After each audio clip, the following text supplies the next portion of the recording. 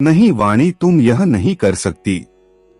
दीदी को बिल्कुल भी पसंद नहीं आएगा। कमरे को अपनी पसंद के अनुसार ठीक करती वाणी से बेचैन गौरव ने कहा। नहीं पसंद आएगा तो न सही। अगर यह मेरा कमरा है तो इसे मैं अपने पसंद से इंटीरियर करूंगी। वाणी भी आज जैसे जिद लेकर बैठी थी। ये दीदी का कमरा है और यहाँ से कोई भी चीज न हटेगी और न ही बदला जाएगा। हम दोनों को इस कमरे में इसी तरह रहना होगा। गौरव ने अपनी दीदी का सामान वाणी के हाथ से छीनते हुए कहा। तो ठीक है गौरव, आज से मैं आपकी दीदी के कमरे में नहीं रहूंगी। और फिर अपना सारा सामान अलमारी से निकालकर सूटकेस और बैग में भरने लगी। वाणी, तुम बेकार की जिद लेकर बैठी हो। इस कमरे में नहीं रहोगी तो कहाँ रहोगी? घर में सिर्फ 2 कमरे हैं और एक कमरा माँ का है। अगर तुम माँ को कमरे से निकालकर खुद को वहाँ शिफ्ट करने का सोच रही हो तो यह बात अपने दिमाग से निकाल दो। गौरव सूटकेस को जमीन पर रखते हुए बोला। मम्मी जी को उनके कमरे से निकाल दूं, इतनी छोटी सोच नहीं है मेरी। उस कमरे में मम्मी जी ने पापा जी के साथ एक सुखद वैवाहिक जीवन व्यतीत किया है। समय बीत जाता है, यादें रह जाती है। पापा जी अब साथ नहीं है, लेकिन मम्मी जी के पास वही यादें ही जीने का सहारा है और वो सहारा छीनकर मैं किसी अपराध बोध से ग्रस्त नहीं होना चाहती।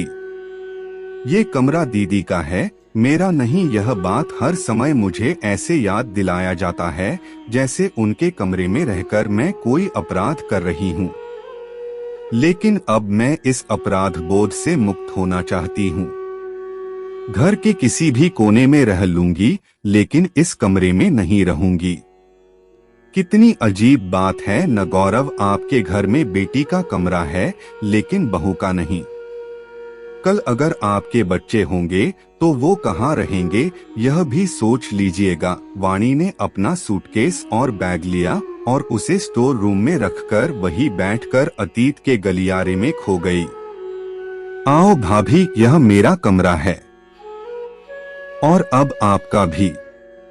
मुझे अपने कमरे के सिवा कहीं नींद नहीं आती, लेकिन आज आपकी मधुर मिलन की रात है, इसलिए यह कमरा आपको दिया। वाणी अपनी इकलौती ननद गरिमा की बात का मतलब अभी समझ पाती कि कमरे में गौरव आ गए। ये लो, अपने भाई को आज से तुम्हारे हवाले कर रही हूँ, अच्छे से संभाल कर रखना। और हाँ, यश और मिनी यही सो गए हैं तो उन्हें नहीं उठा रही। वो क्या है कि दोनों को नींद से उठाओ तो वो चिड़चिड़ करने लगते हैं और उन्हें एसी में सोने की आदत है। पूरे घर में एसी सिर्फ मेरे ही कमरे में लगा है, इसलिए उसे यही सोने दो। गरिमा दूध का गिलास पकड़ाकर चली गई।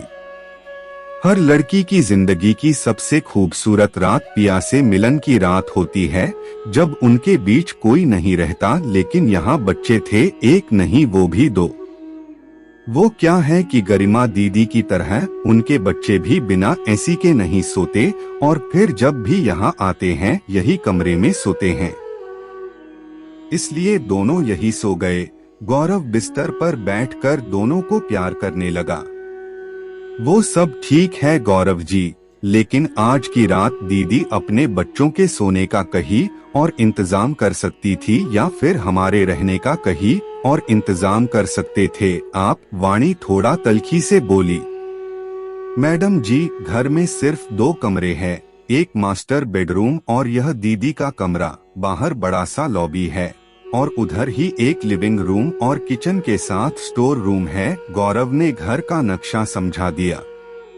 आप यह कहना चाहते हैं कि इस घर में बेटी का कमरा है लेकिन बहू का नहीं। उस रात वाणी को समझ आ गया था कि घर पर और घर वालों पर सिर्फ और सिर्फ गरिमा दीदी का ही कब्जा था। जितने दिन गरिमा मायके रहती कमरे में अपना अधिकार समझती, उस समय वाणी को लिविंग रूम या लॉबी में सोना पड़ता। कोरोना काल में ससुर जी का देहांत होने के बाद सासू जी रोती ही रहती, इसलिए गरिमा दीदी मायके में ही शिफ्ट कर गई थी। वैसे उनका अपना ससुराल भी है जो कि उनकी खुशकिस्मत से उसी शहर में है। नंदोई जी भी वही करते जो गरिमा दीदी कहती। गौरव की शादी के बाद गरिमा दीदी अपने ससुराल तो चली गई, लेकिन अपना कमरा ले जाना भूल गई। इसलिए हर वीकेंड पर आकर याद दिला जाती है कि उनका कमरा है। हनीमून से आने के बाद वाणी ने अपने हिसाब और पसंद से कमरा ठीक किया और अलमारी भी ठीक करके अपने कपड़े जमा लिए, लेकिन गरिमा ने आकर हंगामा कर दिया। मम्मी, तुम्हारी बहू को मैंने अपना कमरा रहने के लिए क्या दे दिया, वो तो उसे अपने हिसाब से रखने लगी। उन्हें समझा दो कि मेरे कमरे से कोई भी सामान इधर उधर न करे। सासू जी ने वाणी को बुलाकर समझा दिया, बहू एक ही तो ननद है तुम्हारी, क्या उसके हिसाब से तुम एडजस्ट नहीं कर सकती? हफ्ते में सिर्फ 2 दिन ही तो वो यहाँ रहती है, तो क्या उसकी पसंद को दरकिनार कर दोगी? मत भूलो वो कमरा उसके लिए उसके पापा ने बनवाया था और उसे गर्मी में तकलीफ न हो इसलिए सिर्फ उसके कमरे में एसी लगवाया।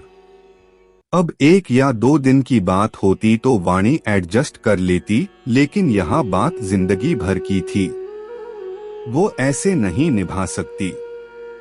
शादी के बाद हर लड़की का अपना कमरा होता है जिसे वो अपने पसंद से सजाती है। उस कमरे के हर एक कोने में अपने वैवाहिक जीवन की यादें संजोती और बुनती है। लेकिन वाणी के पास कमरा तो छोड़ो, एक कोना भी अपना नहीं था जिसे वो अपनी पसंद से सजा सके।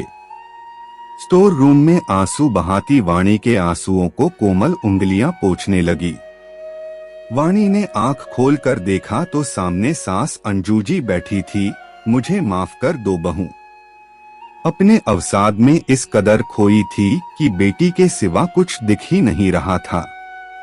तुम चाहती तो मुझ अकेली बुढ़िया को मेरे कमरे से निकालकर उस कमरे पर अपना अधिकार ले सकती थी, लेकिन तुम इस स्टोर रूम में आ गई। तुम्हारी बातों को सुनने के बाद मुझे एहसास हुआ कि मैं तुम्हारी अपराधी हूँ।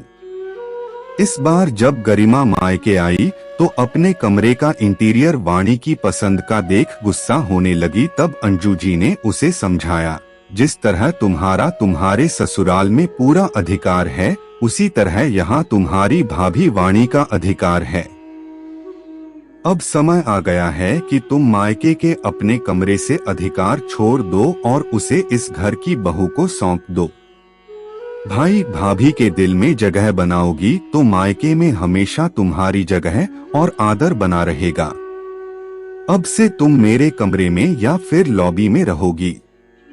दीदी, आप लॉबी में या मम्मी जी के कमरे में नहीं, मेरे साथ मेरे कमरे में सोएंगी और साथ में यह बच्चे भी। वाणी की बातें सुनकर गरिमा का सिर शर्म से झुक गया कि जिस भाभी के कमरे पर वो जबरदस्ती अपना अधिकार जमाकर बैठी रही, उसने कितनी आसानी से उसे अपने कमरे में जगह दे दी।